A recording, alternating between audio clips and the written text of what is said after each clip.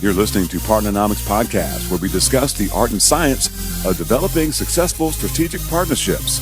To learn more about the suite of Partnernomics solutions, visit partnernomics.com. So welcome back to another episode of Partnernomics Podcast. I'm your host, Marc Brigman. And on today's episode, we have Mr. Marc Monday with us. Marc, thank you so much, brother. Yeah, thanks for inviting me. I'm super stoked to be here. It's been great talking to you the last couple of months, and I'm just really excited to spend some time with you today. Yeah, likewise. So Marc is with Citrix, and Marc has an awesome background in partnerships and just one of those awesome thought leaders. I always enjoy opportunities to collaborate with him. But looking forward to today's session. We're going to kind of go down a fun, maybe a little bit of a different path than what we traditionally go down with storytelling. We're gonna talk a little bit more about the nuts and bolts of partnering and how it's maybe a little bit more of a science than what we typically might give it credit for. But I asked Marc to come down this journey with me, and he obliged. So definitely looking forward to that. Marc, if you wouldn't mind, I'd love to just to start off having guests just talk about their background a little bit. Yeah. How did you bust into corporate America, and then how did you land in the seat that you're at today? Yeah, I've been really lucky. I've been really, really lucky to land in some super cool companies, and timing was perfect in a lot of different ways. But I actually came from the pharmaceutical industry. Some people don't know that. So I spent the first 6 or 7 years of my life as a pharmaceutical licensing specialist doing contract formulation, negotiation, contract manufacturing, and just straight up licensing. And I was lucky enough to have that skill be needed at Microsoft. Microsoft obviously has a terrific licensing business, and that was my first entree into the technology sector. And so I spent most of my career, all of my career, in some form of partnering, starting with licensing and business models, and then extending into building channels and routes to market. And I've been doing it now for probably longer than I should say, 20 years plus. And I just absolutely love the partner ecosystem. And I love how partners innovate and grow and scale and deliver an indirect route to market for vendors to reach customers where they are with solutions that they need today. Yeah. So Marc, so you mentioned ecosystems, and it just kind of seems to be an interesting word, dare I say buzzword, that's kind of bounced up over the last couple of years. But the fact of the matter is it's always been an ecosystem. We just didn't really use that term. But I'd love to just kind of dig in your brain for a second. Talk to us about how partnerships have changed whenever you think back to 20 years ago, 10 years ago, as to what partnerships are today and where they're going over the next decade. Why are people using this ecosystem word, and what does it mean? Yeah, I use it very intentionally. I think, a lot of us who grew up in the channel, we kind of know what that means, but it's also changed a lot. And so the problem with, if you say partners or channel sales, sometimes that's a loaded term, and people, it's just like in life, they see you as they meet you. So if you met a partner 20 years ago and it was a traditional distribution plus a VAR motion, you think of them as maybe a time and materials consultant who's doing project fee-based work, and they're going to sell some licenses along for perpetual license on premise, maybe a bigger SOW up front. And people might think that's what partners do today. And there are partners that do that today. But a partner may also be doing managed services where they're basically managing someone's infrastructure on behalf of them. A partner could be obviously an ISV who's written an application, but a managed service partner might write code. You may be doing core hosting, but you may also be delivering that as a service over time. And the problem is that all of those taxonomies of how we define partner business models, they're based upon some historical point in time. What's happened today is the models are all blending. So if you think about that famous quote from Satya Nadella, we've had 2 months of digital transformation 2 years of digital transformation in 2 months. We've basically had 10 years of channel transformation over the course of the pandemic. And so that notion of ecosystem is, how do you surround the customer and the customer's pain with partnerships, whatever they might look like, that can help them address their business problem. The other issue I would say is in the legacy channel model, it was kind of a winner takes all. You either sell the deal and make money or you don't. But we all know that's actually not how technology works. There's going to be some underlying infrastructure. In the past, that was a PC or a laptop or servers. Today, it's the cloud or maybe a hosted environment. There's the workload that you're selling. There's the applications that workload plays well with. There's analytics that query the work that you're doing. And there's partners that support that all along the way. And so the reality is it's not a winner takes all, that it has to work collaboratively in that ecosystem approach to serve the customer. And that's why I use that phrase. Yeah, I love that, man. It makes so much sense. Because I think about kind of traditionally how companies have evolved. It almost seems like, way back in the day, it was, direct sales. We're going to get a sales force. We're going to go out, kind of pound the pavement, do their thing. It's like, there may be a smarter way to do this. Let's leverage partners as a way to do that. And we started building up channels and doing more of an indirect approach. Started to kind of get our arms wrapped around that. Mm-hmm. But then now we have thought leaders like yourself saying there's yet another evolution to this thing, more of this ecosystem approach where we're playing a role. We're a piece of it. It may not be our deal, but we may come in as a support role. And it seems that for a lot of organizations, maybe even traditionally, those big sumos that were used to it being their deal, and then they maybe invite others to the party.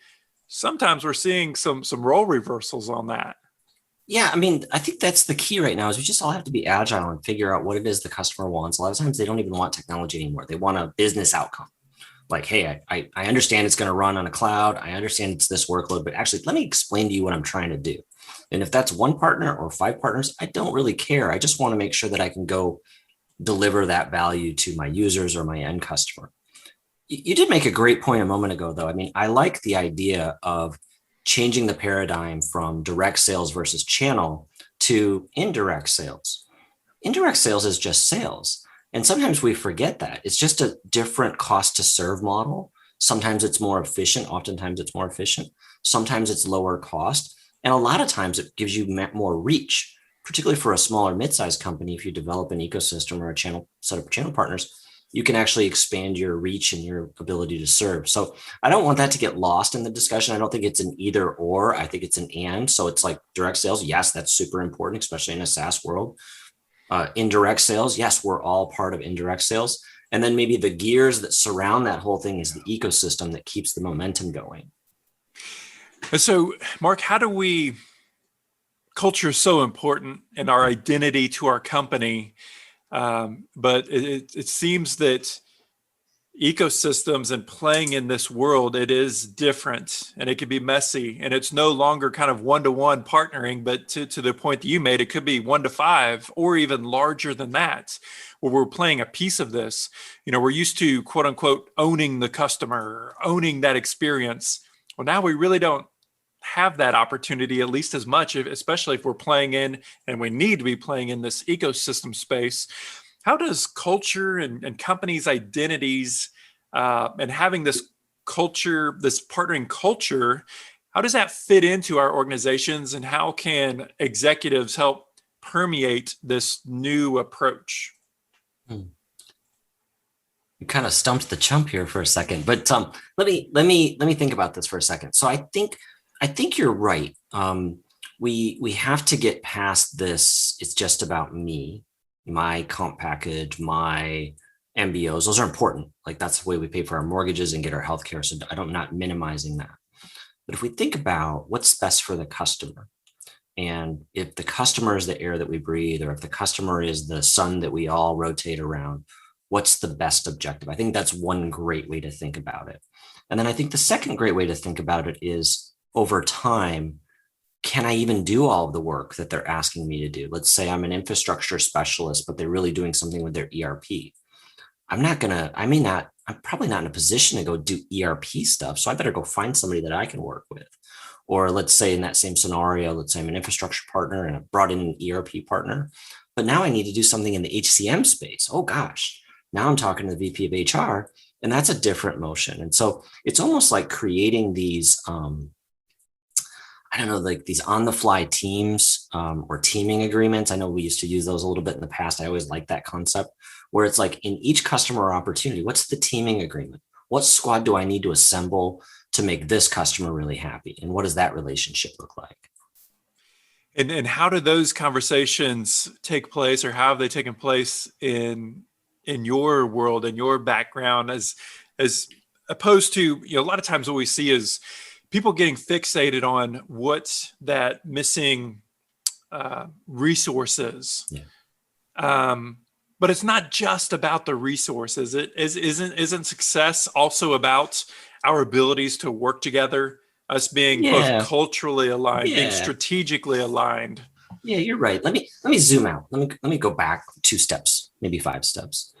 I mean, at the end of the day, we're humans, right? We're alliance managers, we're partnership business managers, we're partner account managers, we're principals of VARs or value-added resellers or MSPs, but we're humans. And so, I think about how do you build a culture of positivity and engagement around 4 core pillars.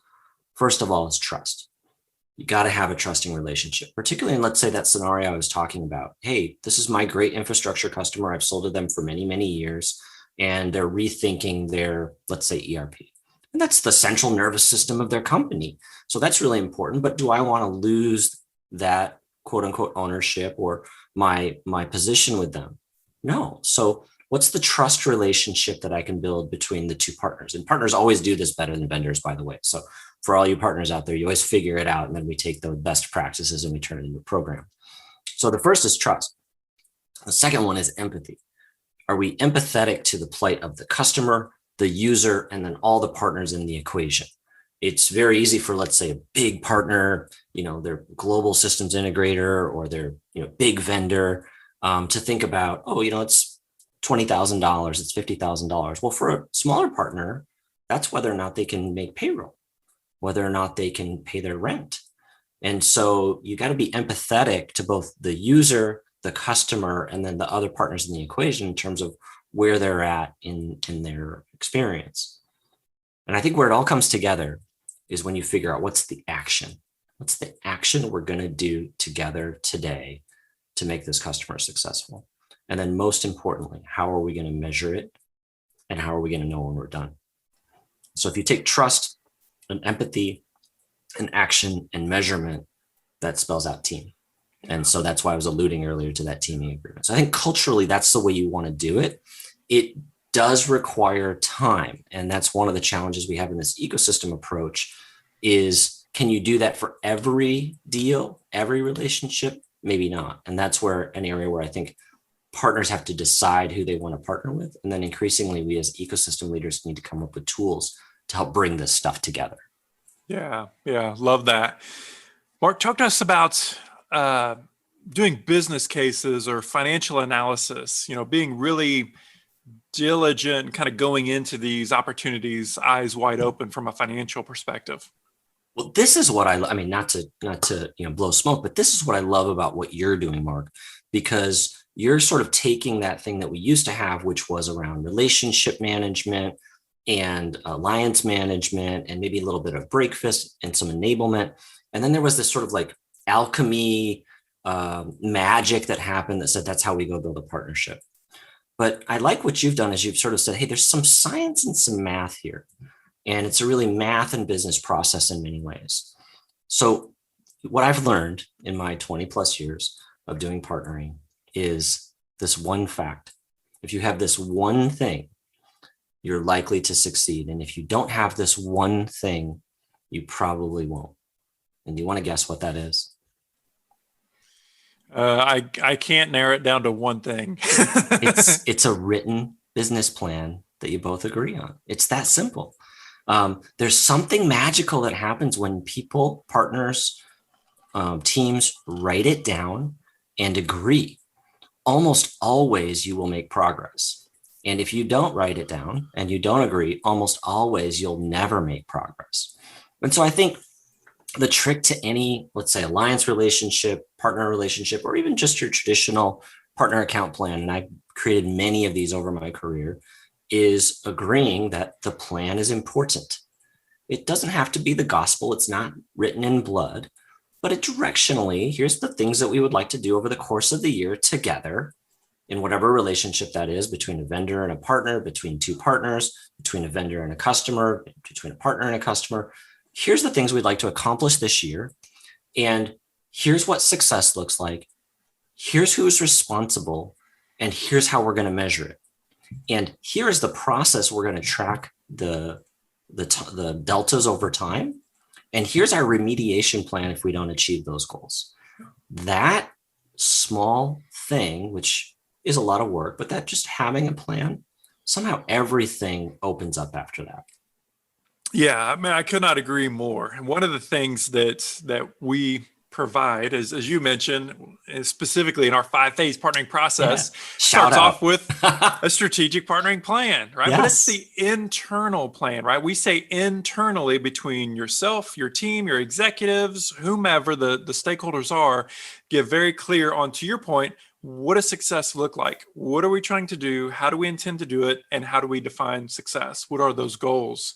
And then to your point, now we need to start communicating this plan externally with partners through various forms of plans. And so yeah, I could not agree more. And one other thing that I would like to share that we've seen a lot of traction come from, and that is having a first 90 days plan. You know, how many times do we have this idea for this great partnership, and we put the pack on our back? We're just hammering and hammering away to try to get this dang deal signed. We finally get it signed. We drop the pack, and it's like, man, I'm just mentally exhausted. Yes. I've got to check out for 2 or 3 weeks. But then we kill that momentum, and partnerships is so much about momentum. Yeah, I used to have this graphic. I wish I could articulate it properly, but it used to be in biz dev, or in building relationships or building partnerships. The negotiation time would be, let's say, 10 months out of a year, just getting the deal in place, working so hard, the T's and C's, the pricing, what's that look like? We've done all this stuff. And then you sign the agreement. And then maybe the last 20% is when it got executed. The exact opposite is true today. The writing down the plan, and it can be simple, like 20% of the effort, sticking with it for the next 80% or that next 10 months, that's where the magic happens. And that's what I really like about your sort of scientific approach is that first 90 days, you will know whether you're on track. And here's a couple of tips to just think about that within a 90-day period or even within an annual period is when you're kicking off a project like that, when in a shared relationship, is a weekly cadence, whether you need it or not, whether you're making progress or not. We're going to check in, see what we're working on. What did we accomplish last week? And it might just be we got a meeting. What are we going to work on next week? It might just be we're doing a demo. What's the plan for the month? We're going to do a monthly review. Then we're going to do a quarterly review. And if you can do that through that first 90 days, and I think your methodology is a little bit more precise than that even, that will also set you up for success. If you think you've penciled the deal and then you can go to Hawaii and it's just going to work, it never works that way. Now, at the end of the year, hopefully, or end of 2 years when this thing's scaled, then of course, please do go to Hawaii because it's a lovely place. But, in that moment, from the time the deal is signed to the time you actually are driving revenue, that is the most dangerous time. Yeah, Mark, I'd love to get your response to this. And that is, what's your advice or what is your response to partnering professionals that say, we're getting deals in place, we're giving them opportunities. These companies should be able to provide value to us. They've signed our channel agreement. They've signed our referral agreement. They're well positioned to provide value for us, and hopefully they will. Yeah. Period. Well, let me use a metaphor, and we'll see if this works. It may be a bit too draconian. It's kind of like saying, well, I've educated my 5th grader enough that they can do basic math. Maybe they're ready for some advanced 6th grade geometry, and then asking them to do trigonometry. It's just not fair. And what I would say is that the first 5 or 6 deals that you do in a new partnership, the partner, be that a VAR, an MSP, even a GSI, they lose money. They've had to go build expertise, which was maybe not budgeted. They had to go educate some folks, take some training, get some certifications. They needed to go build out some marketing muscle. They needed to maybe rejigger something in their sales force. They needed to build some tools. So they might have 50, 20, $100,000, $200,000 of investment before they've sold a stick of anything. And just because they've transacted one deal, they've not recovered that investment. And so I always argue that to get to a place where you feel like the partnership's on track, you need to pick a multiple of deals. My experience is it's at least 5. It's typically more than 7 before you can say that partnership's going to work. That first deal might be the most painful and the most expensive one they've ever done. And if you leave them alone, what they'll do is they'll give up. And not only will they give up, they'll go and tell their friends. Yeah. So it's not just having specific plans or goals or deliverables that they're signing up for, because literally, I think the vast majority of folks will sign agreements with these different partners who are willing to sign the agreements. Yeah. But what I find so interesting is that so many of them have no deliverables. Yeah. They have no goals. It's more of a relationship or a partnership, a contract for convenience. If it's convenient for me to sell your stuff or to queue up, your solution, then I will do that and I will make the introduction in the case of, a simple referral relationship. Yeah. But it's never convenient to do that. So then you end up with having 100 different referral partners, quote unquote, air quotes, but maybe only 5 of them, at best 10, are actually providing value to you. Well, that also goes back to, again, when you're setting up a deal, I mean, you should kind of know in that early stage, hey, I'm looking at you as my go-to-market partner, and I want this thing to scale to several hundred, maybe even 1,000 transactions. And if you're looking at this as an opportunistic thing where, maybe some bluebirds come in and I might take down 2 deals next year, wow, you're in self-service mode. That's great. Thank you very much. You can join at our registered member level. We really appreciate you. Here's all the resources you can get from our partner portal. But in terms of a go-to-market, I'm sorry, I can't spend time with you on that because there will be somebody that wants to do 100 or 200 or 1,000 deals. Yeah. So dashboards. I love what you said about, you have to manage your partners. You have to have a relationship with them. You have to build a relationship. You have to spend time with them. Talk to me about 2 things: quality over quantity and dashboards. Again, I think quality over quantity. Let's talk about it. I think, one of the things I was thinking about yesterday, I was on a bike ride and I was thinking about, I have to get ready for this call, and you've had some great guests on the show and they're really exciting. And I'm like, I'm not that exciting. I'm kind of boring, but let's try. But one of the things I was thinking about is, and this is a little bit of a secret for the partners out there too, is just because you're in someone's coverage model where you're a managed partner doesn't mean you're the number one. And the reality is, let's say I'm a PAM or an alliance manager and I have 5 partners. I have 5 partners. So I have 5 days a week. So maybe I'm spending 1 day a week with that partner, and probably I'm not, because probably there's one partner that's doing more. So maybe I'm getting a half a day. And, you've got to think about in the context of, I want the mind share of that partner account manager or that alliance manager. How do I make the most of that? And one of the ways that you want to do that is by having a meaningful set of metrics. And the easy ones are easy: revenue, average deal size, velocity, right? Reach, frequency, yield. That's all cool. But in partnerships, it's all the stuff that happens pre-revenue or pre-pipeline or pre-deal registration, where you've got to really instrument this stuff. And one thing that I would say is, increasingly in these partnering relationships, you got to put your marketing hat on and you got to get excited about it, because studies show that between 60 and 90% of all customer vendor selection decision-making is done digitally online before they talk to you. And so if you are in the business of, I'm going to work with my partner once it hits the top of my funnel, you've missed it. you've missed maybe 80, 90% of those opportunities.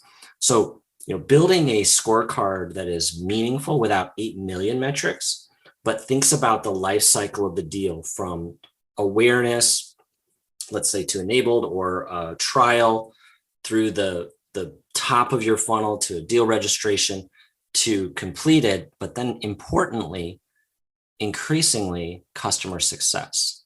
Are they using the product? Are they happy with the product? Do they want more of the product? Is there cross-sell, upsell? The process never ends now.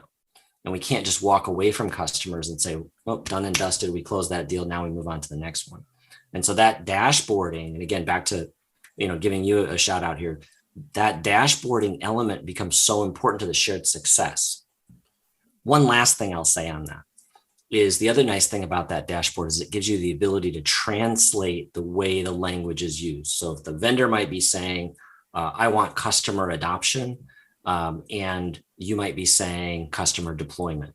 How do you translate that in a way where you're like, yeah, that's the same thing, or they're close enough that we have the same goal? So Mark, what kind of advice would you have, or what has your experience been in leveraging technology platforms, let's say PRMs or some other forms of technology or communications, collaborations, in order to most effectively manage a partnering program?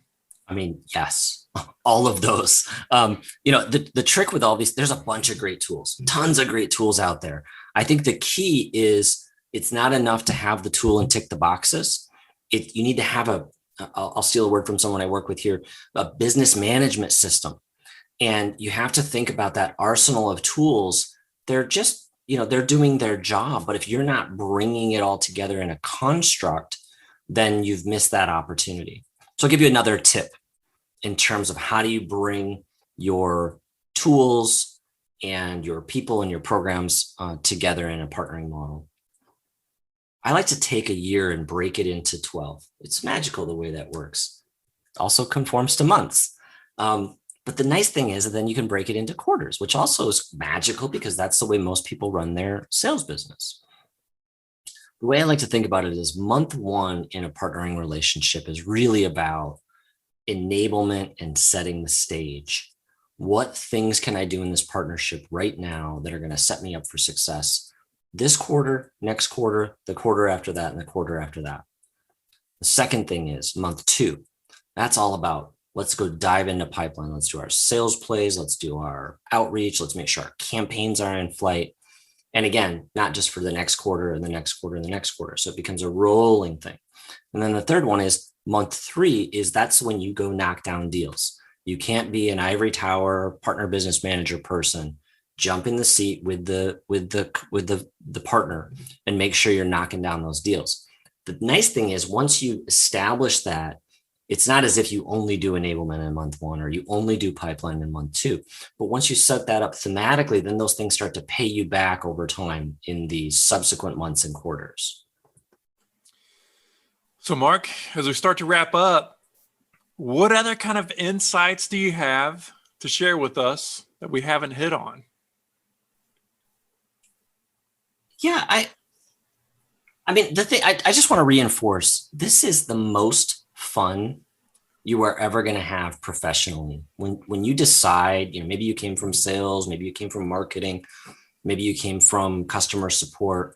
When you decide that you want to be a channel professional, and I know you and I are both super passionate about that, it is a unique thing where you're bringing together product strategy, product marketing, customer marketing, channel marketing, sales, demand generation, customer success. When you decide to become a channel professional, it is incredible. The span of the customer life cycle that you're able to see. And it is incredibly rewarding. Now, it's a little bit like the duck on the water. Underneath, the feet are moving 1,000,000 miles an hour and the customer might not see it and it's really complicated, and up above it's nice and smooth. But if you like change and if you like driving dynamic things and if you like seeing your work come back to you in tenfold over time, it's an amazing place to be. And I find sometimes too many people are apologetic of being in the channel, or they apologize for the history of how they got there. We should be incredibly proud of the complexity that we make simple for our customers. And we should be incredibly proud of the relationships that we're able to build that deliver real cross-vendor value to customers. And I just don't want people to get lost in that. It is such a cool profession, and we should all be just super incredibly proud that we're able to deliver that value to customers. It's so interesting because there are a lot of us, but it's not like any of us went to college saying, hey, I want to be a partnerships professional. Right. All of us kind of got into corporate America. We got into organizations and we said, hey, what's that group? What is that team? What do they do? It sounds kind of interesting. And for so many of us, we get in and for me, it was an absolute addiction. It is, like you said, it is the coolest position to have. It's the closest I think that you can become to being like a CEO without being a CEO, because you have such a massive span of influence, or at least of things that you can touch and see to build products or build these programs from the ground up that can become multi-million, sometimes large organizations, multi-billion-dollar units. You're absolutely right. I mean, especially in bigger companies, there's very few roles where you will see side to side from product strategy, product roadmap, marketing, demand generation, sales, et cetera, all the way through customer support, customer success. Very few roles. I mean, you might have to get to the COO level or the CEO level before you can see all of those elements. But in this particular genre, you can do all of those things. And so that's paid me back a million times. Yeah, what also seems to be really interesting is our role seems to be filled with dotted lines instead of direct lines, So I think so much of our role is about, and you hit on this, it's about influencing and leadership and having vision. It's not about controlling either our own teammates or our partners. It truly is about influencing and having those personal skills, the emotional intelligence, the empathy that you hit on before. And man, those are critical skills for success. Yeah. And that's why I'm so appreciative of the way you're approaching this in terms of, I think we all, everyone who's grown up in the channel over the last 15, 20, 30 years, we're pretty proud of it. Like we've kind of, we fell into it, or we found our way into it, and the channel evolved. And again, shout out to all the channel partners out there. I mean, you've been doing it for 30 years, innovating all the time as the technology continues to change and grow. But I do think it's incumbent on us to at least build a framework for what success looks like in this profession. And I do think it's incumbent on us to document how we can be better. It can't just be tribal knowledge.